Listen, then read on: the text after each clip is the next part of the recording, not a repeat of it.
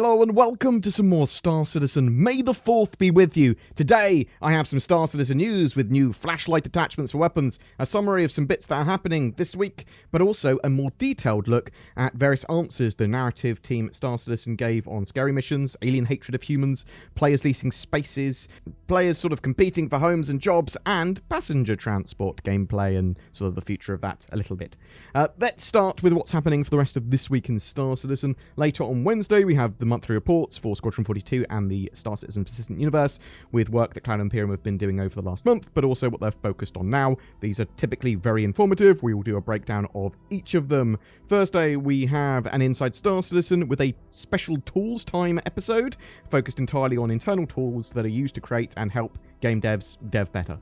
Friday at 5 PM UTC, there's a Star Citizen Live about graphics engineering and the Gen 12 renderer. There's a thread collecting questions still. Currently, the top questions are: how is the physical damage work coming along? How is Vulkan integration coming along, and what's the next step after it's implemented? Are you planning to add DLSS or FSR at some point in development? Will the Gen 12 renderer and Vulkan improve the visuals of cloud tech, specifically the pixelated visuals of clouds that are far away? Foliage physics? Question mark? Can we expect some cool features in the future, like snow or sand deformation when we walk or drive over it? Linux VR support after Vulkan integration? Is this planned? Please jump into the thread to ask your questions or upvote ones you like, because those questions and more will likely be answered. The sneak peek from last week's newsletter appears to be of a market in one of the pyro stations overrun by gangs. It's very sort of makeshift, a place to get supplies and stuff if you're in a pinch. Now let's have a look at some of these new sub-items. So, for this month's RSI Subflare, so if you're a RSI subscriber, you've paid additional money to subscribe to that service, then there is a selection of flashlights that can be attached to any weapon with an under-barrel slot. So these flashlights come in red for the standard sub, the Centurion subs. You can get a yellow one for Emperators and a blue one, which you can purchase separately from the sub store. Emperators get both red and yellow one, to be clear. I like silly little mods that just change the colour of the light for sub-items, and expect these to go into the loot pool at some points, because a huge amount of subplot items are available to find and loot in Star Citizen Alpha 3.17 now. You don't have to buy them. There is a 3-month exclusivity period for new items, such as these scopes, before they are added to the loot pool, but all the other previous ones you can sort of find. This is the first time that I'm aware that Cloud Imperium have put like a mod for a weapon as a flare item, and yeah, add more to the game. Get more in there. Don't care if they're flare items, sub-items, whatever. Just sort of add them. It's variants that I'm after, and I think it does do that very well. The Argo Raft is the sub-ship of the month, so if you're an RSI subscriber, you have access to that ship all throughout May, and the 400i is also on a special sale for subs with enhanced insurance and some additional flare items there. For those of you that are interested, the Jump Point sub-magazine came out and looks at the making of the Hull A, the MISC ship manufacturer, a Whitley's Guide to the Starfarer, and a look at the Narcotic Widow. Let's now take a look at those questions that were answered by the Star Citizen lore and narrative teams. I've summarised and highlighted the information, but we'll include a link to the full article below. Will horror and scary segments and side stories be part of the game? Cloud Imperium said, we've already incorporated elements of cosmic horror into the game's lore in a number of ways, with various lore stories, strange phenomena, disappearances of ships, ghosts of crew, and serial killers. Now, how does this get translated into the game? These stories lean into situations that players will find themselves in, like exploring a dark, drifting derelict or spooky cave system. So knowing a little lore should enhance that gameplay experience. Was that sound a weird auditory effect when the wind whips through the mine, or could it be the profit of pyro?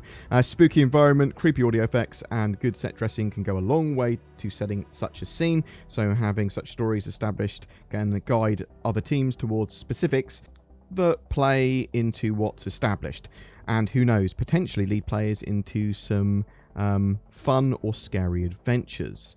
Does ArcCorp have a major source of water that can produce clouds? Yes, ArcCorp has oceans and even mountain ranges. even though they don't appear in the game yet. It took a little work to get the transitions between city and water zones up to Star Citizen standards, so those areas weren't included in the initial pass of the planet, but the plan is to add them at a future date.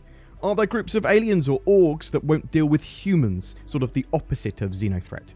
One such group already exists, the Vandal. All their dealings with humans have made it quite clear that they want nothing to do with them, outside of stripping the world's resources. While Vandal are ultimately an anti-human group, other species would have segments of their population that don't really like us, though thankfully not to the same extent as the Vandal. The Tavaran have been integrated into the UE after having their empire beaten and then dissolved, so the Tavaran might not like us in some cases, or at least some of them might not.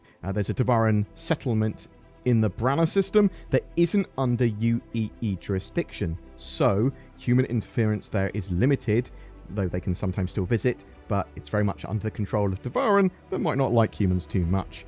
Humanity still only has limited access to the Xi'an Empire. Some of the Xi'an have anti-human sentiment, and the Banu sort of love everyone for the most part. Have you planned to make the premises of IO North Tower available for players? Is there any information about leasing? While there will be player-owned areas, there are no current plans to make rooms within Area 18's IO North Tower available for players to rent or own. While there have been exploration to procedural tech that allows rooms to be built out, it will first be focused on space stations and underground facilities. Hopefully the tech will expand to office buildings and apartment complexes in the future. At some point, players may be able to go inside the IO North Tower, but renting or owning a space inside isn't currently the plan.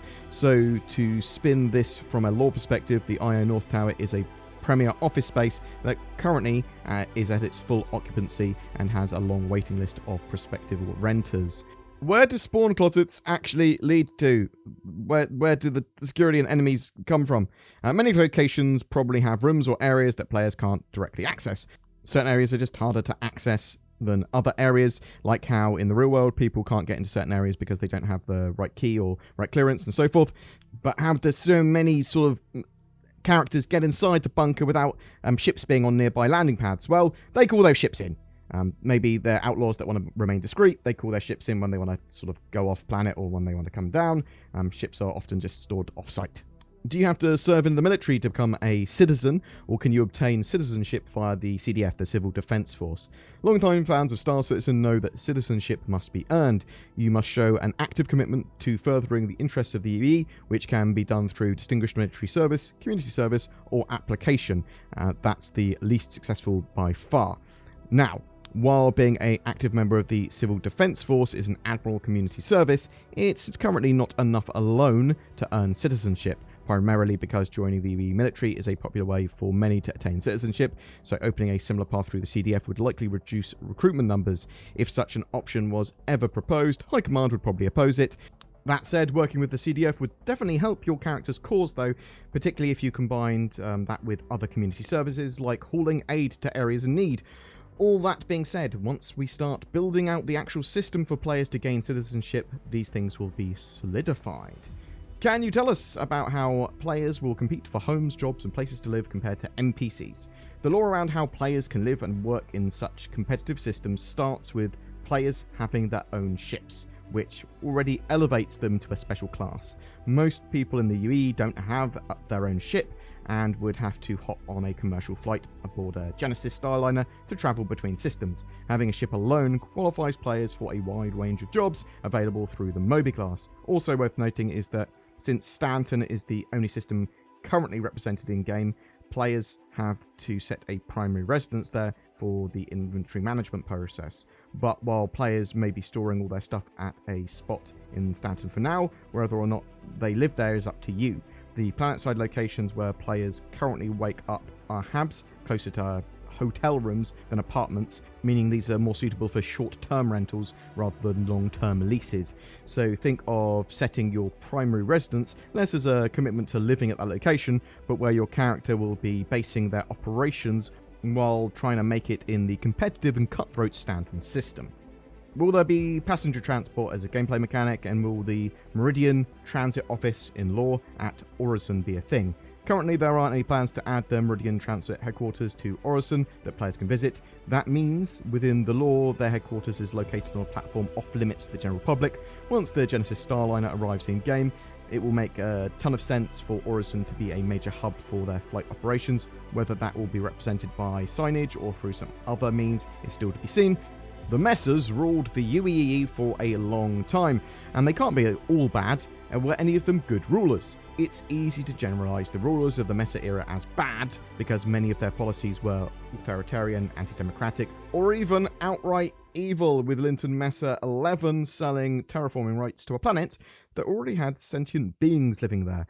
The Messers reigned for 246 years between 2546 and 2792. Officially, there were 11 Messer Emperators, but only 10 reigned. Marius Messer IV received the title after dying in a tragic shuttle crash in 2641. Some people believe this was orchestrated to bring Corson 5 to power, and marks a major downturn in the history of the Messer regime, as the family kept infighting for power after that. So before all this, Deacon Messer the third is probably the best Messer. Deacon expanded humanity's footprint in the universe by pouring funds into exploration and terraforming efforts. He increased taxes on the wealthy and lowered them for the poor and middle class. Deacon also guided the Empire through the Second Tavaran War, though he believed the war proved the UE needed one strong leader, and basically used that as an excuse to implement more authoritarian measures. But Deacon didn't covet the power so much that he held on to it until the bitter end. So in 2628, he abdicated to allow his daughter, Livia, to become the Imperator, then spent time as one of her top advisors and a tutor to his grandson, Marius, whose death we previously mentioned, and started the sort of turmoil in the Messer family. Boom! That's it for your Star Citizen updates today. Are you looking forward to the monthly reports? There's a wealth of information typically in them. Do you want more information on the Gen 12 renderer and Vulkan updates coming to the game? And maybe we'll see some VR bits that they talk about. What questions would you like to ask the narrative team? Are you excited or terrified by the possibility of scary missions? Whatever your thoughts, I'd love to hear from you in the comments below. I saw NordVPN once. I was in a forest, late at night. I'd got lost, and then I heard it, an unearthly sound as if the wind was talking to me. NordVPN.com/BoredGamer.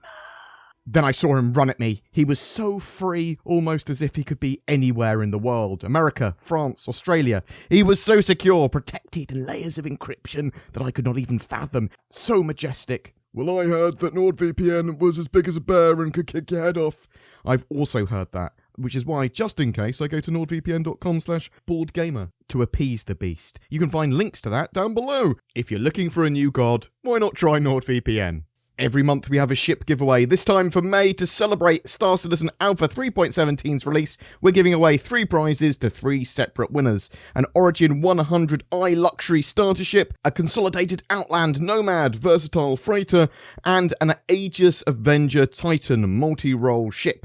They all come with lifetime insurance and access to play Star Citizen. To be in for a chance of winning one of those 3 prizes, just comment on any of my videos made during May. More details in the description below. Thank you so much to everyone that watches, shares, comments, and likes my videos. It really does help the channel grow. Be sure to subscribe for more content. If you would like to go to the extra mile in supporting the channel, there is Patreon links below. There's a join button under my videos as well on YouTube that makes you a highly elite channel member with some extra perks and exclusive content. There's also the thanks button, which straight up gives us money, and you can leave a highlighted comment. Thank you so much for watching, and I hope you have a great May 2022.